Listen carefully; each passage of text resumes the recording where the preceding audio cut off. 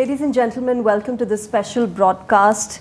To say that I'm joined today by so-and-so person will be not doing justification to who I am amidst today. I am amidst one and in fact some of the greatest of Indian cinema.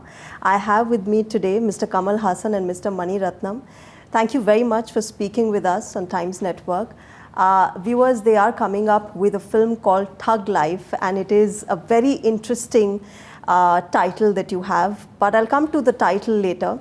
I have first with me a complaint that I want to file with you, and this is a complaint from a lot of people that has come in, which is, why are we seeing you together after 38 years? What took so long for both of you to come together and treat us with the kind of creative work that we have seen in the past from both of you? So, apologies. That is all we can say, but we have the same complaint about that. And it didn't happen. We tried to do it. So many circumstances, finance, the subject we come up with may not be. We tried soon after Nahakan, but our dreams were a little too costly, I guess, at that time. Later, he made it as Ponniyin Selvan. But I'm very glad and thankful to both of you for coming up with Thug Life. Mani Ratnam sir, starting with the title to the entire creative process, can I understand from you how you thought of this from the inception till you actually implemented this and came up with this beautiful movie? Like how you come up with any film, I mean, starts from a small, germ of an idea, and sometimes these ideas develop well, and sometimes it doesn't, then it stops. Here I had the advantage because the seed of the film was Kamal sir's idea, and that gave me, freedom to develop it, and so we worked on it, and it was developed, and in really seamless fashion, we could move into pre-production and production. So both of you worked together in Naikan as well in the past, and that is something that is being talked about, since this is also, at least the contours are very similar to gangster portrayal and betrayal, and there's, that concept of loyalty. Is it similar? If it's different, how different is it? And how far have you have you come from how Naikan was in terms of portraying a gangster to now in Thug Life? See, he made a film called Bombay. Yeah. If he makes a film called Delhi, it will be different. It won't be like Bombay. Yeah. Because the city defines a story. Likewise, these thugs, to say, it's not just one thug we're talking about, are in Delhi. So it definitely will be different compared to Naikan. You want to come in on this, sir? How it's different? Yeah, in the sense there is one fundamental difference is that in Nayakan the character was molded by the external world. He was a boy who came in, and what happened to his father, what happened when he came to Bombay, all that, everything external, including his daughter, shaped him. So it was an individual with the entire external world. Sure. Here, he's already inside it. So it is the equation within this.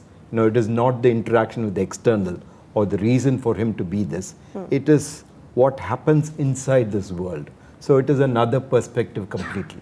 And since he mentioned Delhi, can I also understand from you the Delhi Connect? Some sort of visual that we saw in the trailer has a glimpse of the national capital. And since we are in Delhi, I want to understand from you, just give us a little secret. What's the Delhi connection? Yeah, the secret is it's based in Delhi. The entire film is based in Delhi. Okay. And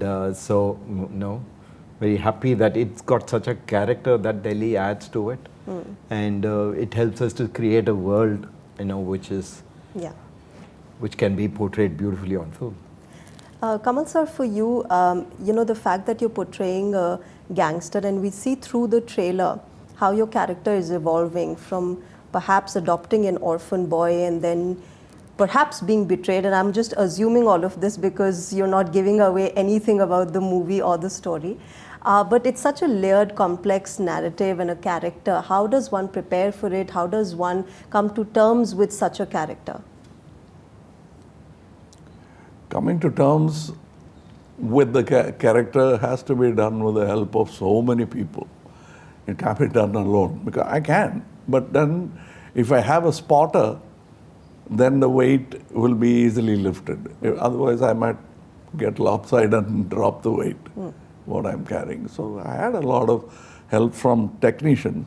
Apart from that, this is something, see, when we made Nayakan, we always wanted to do something like that. We're great fans of Coppola and the gangster movies of America. We wanted one because we thought our gangsters were misrepresented. It's a big operation, it's a big enterprise. When you say misrepresented, what do In you the mean? sense, you made it like a soulless character. He's a bad man, that's all. But why he's a bad man is what Nayakan Is where explains. Mani sir's And depth comes in. And he also explains it to his daughter. Ah. When she admonishes him for his misdemeanors or whatever is going out of line, he says, okay, ask them to stop, I'll stop. That's the attitude. And it was very refreshing and people liked it. The first thing he said is, I don't want bad guys with wooden boxes bringing gold into India. That's not the gangster I'm looking at. That's where we started. So they were prim and proper. I mean, they looked like the Mani sir- humble rich. Yeah, Mani sir, because you know how Kamal sir is saying that you didn't want the stereotypical villain, the bad guy to be portrayed in your movie. How do you think that has evolved? And for a person like you who's transcended these stereotypes in his creative works, whether it's your older movies or your latest movie, Thug Life, how do you see that having evolved in cinema in general? You know, how we've come out of stereotypes. Have we? We have. To a large extent, we have. I think there have been masters, you know, who have done this with effortless ease. You know, I mean, At Satya, maybe. Yeah. You know, I mean, there's several films like that which have brought in a lot of realism into that film and still dealt with the world in realistic fashion. So it kind of sets the bar for you, and you can make a mainstream cinema with that kind of reality. That is what you will look at.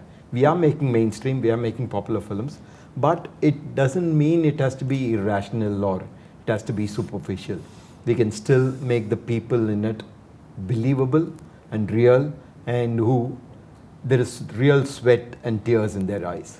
And do you therefore think that as filmmakers, as storytellers, we've also realized that our audiences shouldn't be taken for granted, that they're intelligent viewers and we Absolutely. need to put across to them intelligent stories? Yes, because they are intelligent. You can't herd them into the theater. Yeah. That's what I believe. That's what he believes. So it's very comfortable when I have a director who respects his audience and not manipulating them. I'm the audience, so I'd like somebody to respect my intelligence. I come from there, so yeah. it's what I expect from a film when I go and sit it. So Yeah. that I can't ignore that. You know. But at this point, can I also understand from you, Mani sir, since we're talking about audiences, there's a lot of stagnation that we are now seeing, at least in the Hindi film industry. That's why older movies are being re-released to attract people into theatres. And there's this OTT competition which has also come in. How do you see that? Do you see that sort of affecting theatre goers, movie goers, filmmakers like you, or do you think OTT has only diversified the entire platform and given opportunity to perhaps people who weren't being heard before?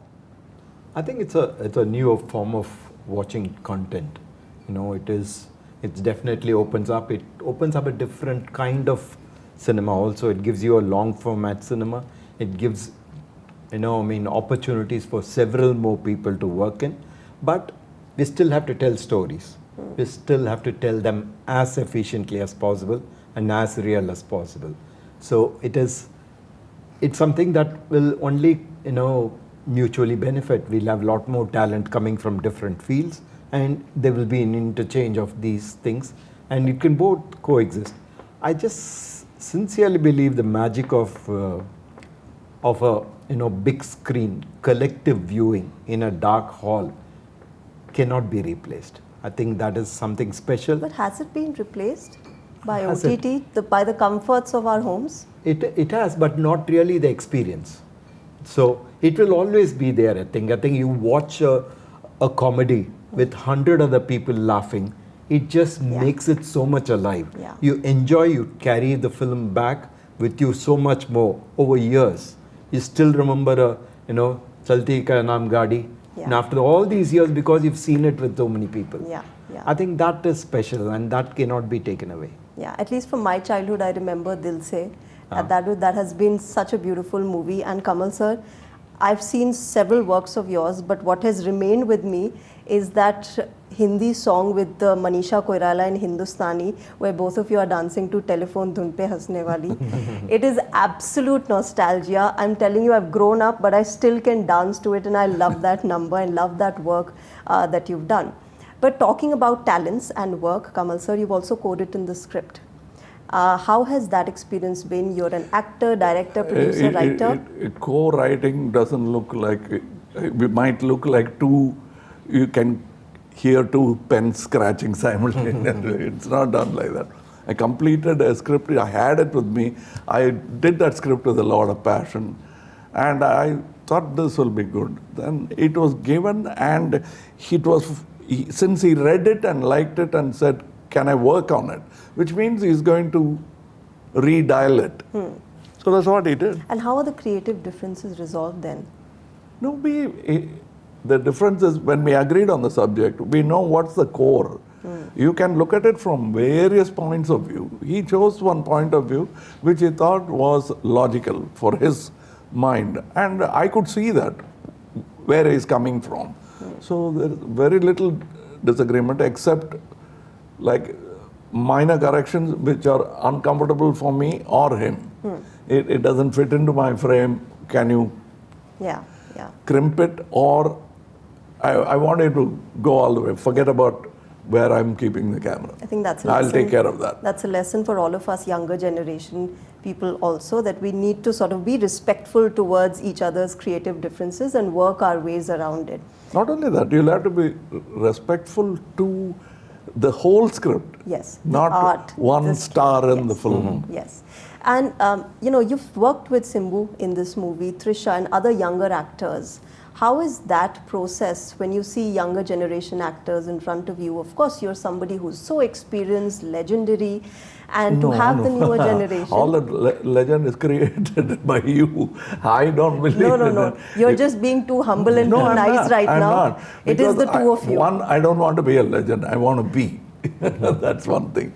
And working with actors is I have to be on my toes. Because I truly believe anybody who aspires to act is a tough competition for me. Because he's going to be prepared and he has more tools to hone his art than I ever had. Do you feel competition? Yes. Ask us younger ones who look up to all of you for our creative work. Why do you look up? You want to go there. Yes. So they're looking at that with that purpose. They will be there. While I'll be still looking down, you'll see something, a shadow, and he'll be walking across. I've heard a great director say that, young boy, then I heard a horse hoof. And then a horse zipped past me, and that is Mani Ratnam said, Mr. Bharatiraja, after Nayakan. I remember that. That's a great compliment, and it's a very large-hearted compliment. If I had to ask you one challenge, perhaps, that you faced during filming Thug Life, what would it be? I don't know. See, that is exactly why we call you legend. Because you have to think about the challenge, because everything's so easy for you right now. No? It's not. We don't say that. Because we don't say that we put the rabbit in the under the table, but I'm going to pull it out of the hat. No magician says that. But there's so much preparation. What if the rabbit died? You can't pull it out of the hat. You'll have to quickly change it to a pigeon. So this is an action thriller, Mani sir. And you have, of course, delved into this kind of a narrative earlier as well. How much do you think that resonates with our audiences at the moment as a filmmaker, as a storyteller? How do you think this subject would resonate with them, something that you're trying to portray in Thug Life? I think overall I believe that anything that is wholesome will resonate. And in this film, it is set in a world where action becomes a part of it, and therefore it is there. It is not there for action's sake. So I think it deals with human being, human relationship, and the conflicts and the resolutions, and the gray areas within all the characters, and that I think is there everywhere, So I think there will be a lot of things that you will be able to understand, and the drama is something that we know can happen and has happened around. It's been there in all classics, so it is something that we feel that we can narrate it through this world. And this is probably has my own personal interest, my vested interest, because I'm also a classical dancer, Odissi classical dancer, and because you are such a great dancer, and generations have seen you dancing so wonderfully, so elegantly. If there's something that you would like to say to younger dancers today, what would it be? Oh, I have nothing to say. They're far better than me. They're so good. They're so good, and they have